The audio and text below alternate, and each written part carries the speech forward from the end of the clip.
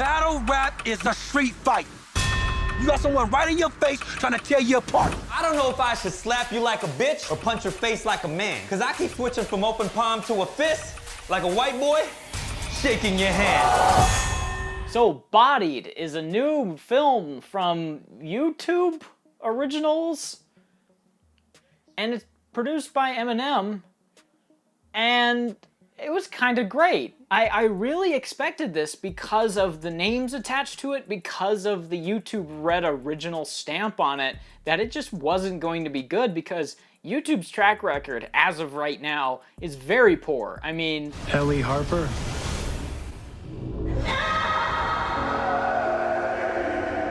We have to do something, Dad. Their flagship movies were The Thinning with Logan Paul and The Thinning 2, and those movies are some of the worst movies ever made.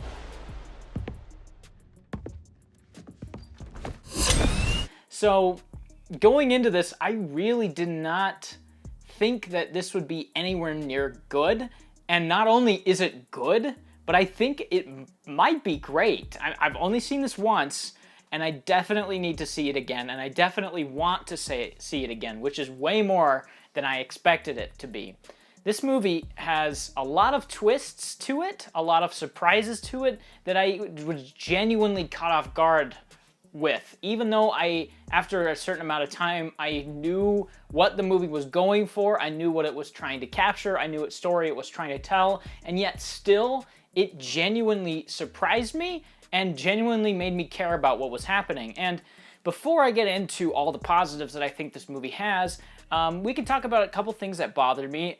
There's not much here that's really obnoxious, but the stuff that is here that is a negative for me really does detract a lot. There's a couple of things that I found to be incredibly annoying. One is the social commentary or the satire. At times, it works. There's one scene where the main character's girlfriend takes a clip out of context and then uses it to kind of defame him. And I liked that scene. I liked what that scene was going for, and I can talk about that more later. But most of the time, the satire in the movie boils down to what is racist and what isn't, and what is context and why it matters. And I felt like that approach was very obvious and very on the nose more times than it wasn't, and it did detract from the experience quite a bit because there were some full-fledged scenes that were literally just social commentary and weren't trying to be much more than that. So I found those scenes kind of annoying. I also found some of the self-aware humor with this movie really distracting and annoying. There are quite a few scenes when characters will just straight up break the fourth wall. They don't talk directly to the camera, but the writer of the movie constantly is acknowledging that he's writing a movie. And I found that to be unbearably distracting every time it popped up. There's one scene that I thought was pretty effective, and it is the same scene that I was referencing earlier with the out of context clip, when the main character's girlfriend stands up and says, "I know what everyone thinks of me. I'm just the cliched girl that the audience is supposed to dislike, but maybe I have a point." And I was like, why did we need that? Why did we need to tell the audience what kind of character this was? She is probably the worst character in the movie. I found her incredibly annoying, and it's definitely to kind of play on the SJW stereotype that is growing today, the call-out culture kind of person that will just not let anything rest. And I found that character so wildly annoying, and especially in that scene when the movie seems to acknowledge that she's annoying, but they say, "We don't care, we think she has a point." Also, I realize that Eminem's a producer on this movie. I realize he probably had some influence on it, but did we need to have an Eminem song every 20 minutes? Did we need to have Eminem referenced every 30 minutes? And did we need to have Eminem literally take us to credits? I mean, the last shot of the movie is the character sitting on a bench and saying, "I don't have a rap name." Wait, I know my rap name. It is, and then it cuts to credits and the My Name Is song from the Slim Shady LP starts playing. And I found that kind of obnoxious. It didn't really detract all that much, but knowing that Eminem was a producer on this movie certainly influenced how this movie was made. It's hard not to reference Eminem. He's like the most popular rapper of all time and arguably one of the best all time. But do we need to have him referenced this much? Do we need to have a song from him this much? It just feels a little pat on the backy, as a lot of this movie does. Adum, you out there killing it, huh? That audience reaction, it's like heroin. So, what do? I mean, besides appropriate Black culture for your livelihood. Oh. She bodied you. Not tonight, Satan. That's where my negatives end, and I know it does sound like I dislike this movie, but I genuinely don't. I think that those issues are fairly small, fairly minor, although they definitely did have an impact on it for me. But the thing I think I liked most about this movie is the story. The story is about our main character, Adum, who goes into a rap battle with his girlfriend to start the movie. It opens on this rap battle. They're there. There's this rap battle happening, and Adum is explaining the mechanics of rap to his girlfriend, who is completely unaware of them, also to help the audience understand what makes a bar, what helps to construct a line, and it's a nice way to start the movie, but from there, he gets almost called out to rap battle another white guy, and he ends up winning, and then from there, he decides that he wants to be a rap battler, and throughout the movie, he becomes better and better, and he starts taking down opponent after opponent, and so on. And the story here, I think, works best because it is a therefore but story, which is something I addressed a lot in my Wrinkle in Time video that I recently published, but what I really loved about this movie is that almost every decision that is made in the movie seems to have weight and consequence to it. I mean, if you take the first 15 minutes of the movie, everything seems to flow very naturally into itself, where our main character goes to a rap battle. Therefore, he's challenged to a rap battle that he wins, but his girlfriend doesn't like that he's rap battling, so therefore she forces him to compromise and agree not to rap battle anymore. But because he won his rap battle, more people want to see him battle more, and they call him up to try and get him to battle more. Therefore, he goes behind his girlfriend's back to battle more, and so on. So I felt like almost every beat of this movie made a lot of sense. Every beat of this movie seemed to flow within itself very well, and every character decision actually felt like it mattered. It felt like it changed the direction of the story.